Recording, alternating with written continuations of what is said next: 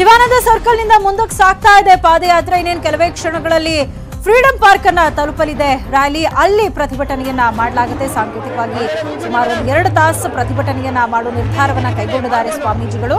ಇದರ ಜೊತೆಗೆ 7 ಗಂಟೆಗೆ ಪತ್ರಿಕಾಗೋಷ್ಠಿಯನ್ನ ಕರೆದಿದ್ದಾರೆ ಸಿಎಂ ಅವರು. ಪತ್ರಿಕಾಗೋಷ್ಠಿಯಲ್ಲಿ ಏನ್ ಹೇಳ್ತಾರೆ ಅನ್ನುವಂಥದ್ದು ಕೂಡ ಸದ್ಯದ ಕುತೂಹಲಕ್ಕೆ ಕಾರಣ ಆಗಿದೆ. ನಾವಿಷ್ಟೆಲ್ಲ ಹೋರಾಟ ಮಾಡ್ತಾ ಇದ್ದೀವಿ, ಪಾದಯಾತ್ರೆ ಮಾಡಿದ್ದೀವಿ, ಸುಮಾರು 700 ಕಿಲೋಮೀಟರ್ ಪಾದಯಾತ್ರೆ ಮಾಡಿಕೊಂಡು ಬೆಂಗಳೂರಿಗೆ ಬಂದು ಇಲ್ಲಿ ಬೃಹತ್ ಸಮಾವೇಶವನ್ನ ಮಾಡಿ ಇಷ್ಟೆಲ್ಲ ಮನವಿ ಮಾಡಿಕೊಂಡು ಇಷ್ಟೆಲ್ಲ ಹೋರಾಟ ಮಾಡಿದ್ರೂ ಕೂಡ ಸರ್ಕಾರ ಏನು ಮಾತನಾಡ್ತಾ ಇಲ್ಲ. ಸಿಎಂ ಅವರು ಇದ್ರ ಬಗ್ಗೆ ಏನು ಮಾತನಾಡ್ತಾ ಇಲ್ಲ. ಒಂದು ನಮ್ಮನ್ನು ಕರೆದು ಕನ್ವಿನ್ಸ್ ಮಾಡುವಂತಹ ಪ್ರಯತ್ನಗಳನ್ನಾದ್ರೂ ಆಗಲಿ ಅಥವಾ ನಮ್ಮ ಬೇಡಿಕೆಗೆ ಪೂರಕವಾಗಿ ಸ್ಪಂದಿಸುವಂತಹ ಒಂದು ಕೆಲಸವನ್ನಾಗಲಿ ಏನೂ ಮಾಡಿಲ್ಲ. ಇದರಿಂದ ಪ್ರತಿಭಟನಾಕಾರರು ಮತ್ತಷ್ಟು ಕೆರಳಿದ್ದಾರೆ. ನಮ್ಮ ಬೇಡಿಕೆ ಈಡೇರೋವರೆಗೂ ಕೂಡ ನಾವು ಈ ಒಂದು ಹೋರಾಟವನ್ನ ಕೈ ಬಿಡೋದಿಲ್ಲ ಅಂತ ಇದೀಗ ತೀರ್ಮಾನವನ್ನ ಕೈಗೊಂಡಿದ್ದು ಫ್ರೀಡಂ ಪಾರ್ಕ್ನತ್ತ ಇದೀಗ ಪಾದಯಾತ್ರೆ ಸಾಗ್ತಾ ಇದೆ. ಯಾಕಂದ್ರೆ ವಿಧಾನಸೌಧದ ಮುತ್ತಿಗೆ ಹಾಕೋದಕ್ಕೆ ಅವರೆಲ್ಲರೂ ಕೂಡ ಪ್ರಯತ್ನವನ್ನ ಮಾಡ್ತಾ ಇದ್ರು. ಆದರೆ ಇದೀಗ ಅವರ ಪ್ರಯತ್ನಗಳೆಲ್ಲವೂ ಕೂಡ ವಿಫಲ ಆಗಿದೆ. ಅವರನ್ನ ತಡೆಯುವಂತಹ ಕೆಲಸ ಆಗಿದೆ. ಈಗ ಶಿವಾನಂದ ಸರ್ಕಲ್ ಮುಖಾಂತರ ಇದೀಗ ಫ್ರೀಡಂ ಪಾರ್ಕ್ನತ್ತ ಪಾದಯಾತ್ರೆ ಸಾಗ್ತಾ ಇದೆ. ಆ ಸ್ವಾಮೀಜಿಗಳ ಜೊತೆ ಬಸವನಗೌಡ ಪಾಟೀಲ್ ಇದ್ದಾರೆ. ಆ ದೃಶ್ಯಗಳನ್ನ ನೋಡ್ತಾ ಇದ್ದೀವಿ.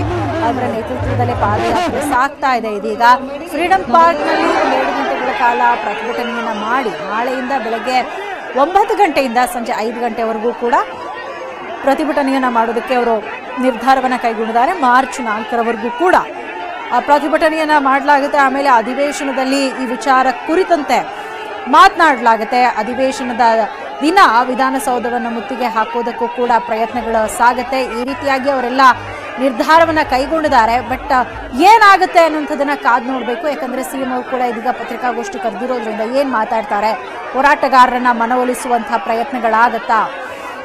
ಯಾಕಂದ್ರೆ ಒಂದ್ ಕಡೆ ಕುರುಬರು ಕೂಡ ಹೋರಾಟ ಮಾಡ್ತಾ ಇದ್ದಾರೆ, ST ಮೀಸಲಾತಿ ಸಿಗಬೇಕು ಅಂತ. ಮತ್ತೊಂದು ಕಡೆ ಪಂಚಮಸಾಲಿ 2A ಹೋರಾಟ ನಡೀತಾ ಇದೆ.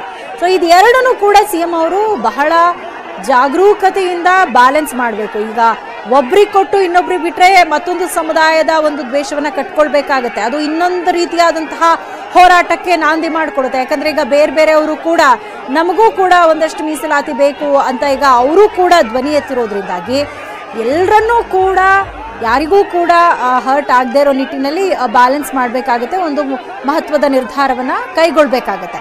ಸೊ ಸರ್ಕಾರದಿಂದ ಯಾವ ರೀತಿ ನಿರ್ಧಾರಗಳಾಗತ್ತೆ ಅನ್ನೋದನ್ನ ನಾವು ನೋಡಬೇಕು. ಎಲ್ಲೊಂದ್ ಕಡೆ ಇವತ್ತಿನ ಒಂದು ಹೋರಾಟ ನೋಡ್ತಾ ಇದ್ರೆ ಬಹಳ ಲೈಟ್ ಆಗಿ ಸರ್ಕಾರ ಇವರ ಒಂದು ಹೋರಾಟವನ್ನ ಪ್ರತಿಭಟನೆಯನ್ನ ತೆಗೆದುಕೊಳ್ತು ಅಂತ ಕಾಣಿಸುತ್ತೆ. ಯಾಕಂದ್ರೆ ಕೂಡಲ ಸಂಗಮದಿಂದ ಈ ಒಂದು ಪಾದಯಾತ್ರೆ ಆರಂಭ ಆದಾಗಲೇ ಎಚ್ಚೆತ್ಕೊಳ್ಬೇಕಾಗಿತ್ತು. ಸಿಎಂ ಅವರು ಸ್ವಾಮೀಜಿಗಳೊಂದಿಗೆ ಮಾತನಾಡಬೇಕಾಗಿತ್ತು, ಏನಾದರೂ ಒಂದು ಡಿಸಿಷನ್ ಕೈಗೊಳ್ಬೇಕಾಗಿತ್ತು. ಆದರೆ ಒಂದ್ ಕಡೆ ಕುರುಬರು ಕೂಡ ಹೋರಾಟ ಮಾಡಿದ್ರು. ಆ ವಿಚಾರಕ್ಕೂ ಕುರಿತಂತೆ ಕೂಡ ಸರ್ಕಾರದಿಂದ ಯಾವುದೇ ಪಾಸಿಟಿವ್ ರಿಯಾಕ್ಷನ್ ಇಲ್ಲ. ಮತ್ತೊಂದು ಕಡೆ ಇದೀಗ ಪಂಚಮಸಾಲಿಯವರು ಕೂಡ ಹೋರಾಟ ಮಾಡ್ತಿದ್ದಾರೆ. ಆದ್ರೆ ಇವರ ಒಂದು ಹೋರಾಟ ನೋಡ್ತಾ ಇದ್ರೆ ಇವ್ರ ಬೇಡಿಕೆ ಈಡೇರೋವರೆಗೂ ಕೂಡ ತಣ್ಣಗಾಗೋ ಲಕ್ಷಣಗಳು ಕಾಣ್ತಾ ಇಲ್ಲ. ಯಾಕಂದ್ರೆ ಸ್ವಾಮೀಜಿ ಅವರೆಲ್ಲರೂ ಕೂಡ ಹೋರಾಟ ಮಾಡ್ತಿದ್ದಾರೆ. ಇಷ್ಟೆಲ್ಲ ಮಾಡ್ತಿದ್ರು ಕೂಡ ಸರ್ಕಾರದಿಂದ ಏನಾದ್ರೂ ಒಂದು ರೆಸ್ಪಾನ್ಸ್ ಬರ್ಬೇಕಲ್ವಾ? ಯಾವುದು ಕೂಡ ಆಗಿಲ್ಲ. ಹಾಗಾಗಿ ಇವತ್ತಿನ ಈ ಒಂದು ಸಿಚುವೇಶನ್ಗೆ ಸರ್ಕಾರ ಹಾಗೆ ಸಿಎಂ ಅವರೇ ನೇರ ಕಾರಣ ಅಂದ್ರೂ ಕೂಡ ತಪ್ಪಾಗ್ಲಿಕ್ಕಿಲ್ಲ. ಈಗ ದೊಡ್ಡ ಮಟ್ಟದಲ್ಲಿ ಇವರು ಪಾದಯಾತ್ರೆ ಮಾಡ್ತಿದ್ದಾರೆ. ಸಾವಿರಾರು ಸಂಖ್ಯೆಯಲ್ಲಿ ಇಲ್ಲಿ ಜನ ಬಂದು ಸೇರಿದ್ದಾರೆ, ಸಮಾವೇಶ ಮಾಡಿದ್ರು. ಆಗ್ಲೂ ಕೂಡ ಇವರಿಗೆ ಸಮಾಧಾನ ಆಗ್ಲಿಲ್ಲ. ಸರ್ಕಾರ ನಾವಿಷ್ಟೆಲ್ಲ ಮಾಡ್ತಾ ಇದ್ರು ಕೂಡ ಏನು ನಮ್ಮ ಪ್ರತಿಭಟನೆ ಬಗ್ಗೆ ಒಂದು ಕಿಮ್ಮತ್ತು ಕೂಡ ಕೊಡ್ತಾ ಇಲ್ವಲ್ಲ, ಕವಡೆ ಕಾಸಿನ ಕಿಮ್ಮತ್ತು ಇಲ್ವಲ್ಲ ನಮ್ಮ ಹೋರಾಟಕ್ಕೆ. ಇಷ್ಟೆಲ್ಲ ಮಾಡಿದೀವಿ ನಾವು, ಕೂಡಲ ಸಂಗಮದಲ್ಲಿ ಇಲ್ಲಿ ತನಕ ಪಾದಯಾತ್ರೆ ಮಾಡಿದೀವಿ, ಇಲ್ಲೂ ಕೂಡ ಸಮಾವೇಶ ಮಾಡಿದೀವಿ. ಇಷ್ಟೆಲ್ಲ ಮಾಡ್ತಾ ಇದ್ರು ಕೂಡ ಇವು ಏನು ಯಾವುದೇ ಒಂದು ನಿರ್ಧಾರ ಕೈಗೊಳ್ತಾ ಇಲ್ವಲ್ಲ ಅನ್ನುವಂಥ ಒಂದು ಸಿಟ್ಟು, ಬೇಜಾರು ಅವರಲ್ಲೂ ಕೂಡ ಇದೆ. ಹಾಗಾಗಿ ಇವ್ರು ಏನ್ ಮಾಡ್ತಾರೆ, ಮುಂದಿನ ದಿನಗಳಲ್ಲಿ ಇವರ ಉಗ್ರ ಹೋರಾಟ ಯಾವ ರೀತಿಯಾಗಿರುತ್ತೆ ಅನ್ನೋದನ್ನು ಕೂಡ ನಾವು ಕಾದು ನೋಡಬೇಕು. ಸದ್ಯ ಇದೀಗ ಫ್ರೀಡಂ ಪಾರ್ಕ್ಗೆ ತೆರಳ್ತಾ ಇದ್ದಾರೆ. ಇನ್ನೇನು ಕೆಲವೇ ಕ್ಷಣಗಳಲ್ಲಿ ಅವರು ಫ್ರೀಡಂ ಪಾರ್ಕ್ ಅನ್ನ ತಲುಪ್ತಾರೆ. ಅಲ್ಲೂ ಕೂಡ ಸಾಕಷ್ಟು ಪೊಲೀಸ್ ಭದ್ರತೆಯನ್ನ ಹಾಕಲಾಗಿದೆ. ಯಾಕಂದ್ರೆ ಅಲ್ಲಿಂದ ಮುಂದಕ್ಕೆ ಬಂದು ಅಲ್ಲಿಂದನೂ ಕೂಡ ವಿಧಾನಸೌಧಕ್ಕೆ ಅವರು ಮುತ್ತಿಗೆ ಹಾಕುವಂತ ಪ್ರಯತ್ನ ಮಾಡಬಹುದು. ಸೊ ಫ್ರೀಡಂ ಪಾರ್ಕ್ ನಲ್ಲೇ ಅವರನ್ನ ತಡೆಯುವಂತಹ ಎಲ್ಲಾ ಪ್ರಯತ್ನಗಳನ್ನ ಪೊಲೀಸರು ಮಾಡ್ತಾ ಇದ್ದಾರೆ.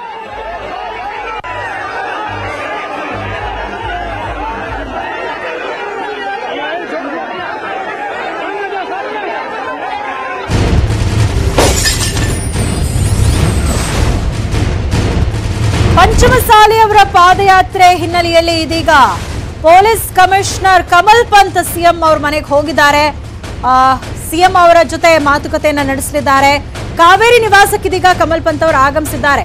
ಸಿಎಂ ಅವ್ರ ಜೊತೆ ಚರ್ಚೆ ಮಾಡಲಿದ್ದಾರೆ. ಯಾಕಂದ್ರೆ ಪೊಲೀಸರು ಅವರನ್ನ ತಡೆಯುವಂತಹ ಎಲ್ಲ ಪ್ರಯತ್ನಗಳನ್ನ ಮಾಡಿದ್ರು, ಸಾಕಷ್ಟು ರಿಕ್ವೆಸ್ಟ್ ಮಾಡಿಕೊಂಡ್ರು, ರ್ಯಾಲಿಗೂ ಅವಕಾಶ ಮಾಡಿಕೊಡ್ಲಿಲ್ಲ.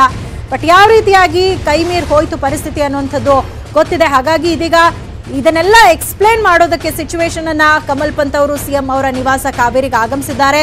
ಅವ್ರ ಜೊತೆ ಮಾತನಾಡಲಿದ್ದಾರೆ. ಸಿಎಂ ಅವ್ರ ಜೊತೆ ಪೊಲೀಸ್ ಕಮಿಷನರ್ ಮಾತನಾಡಲಿದ್ದಾರೆ.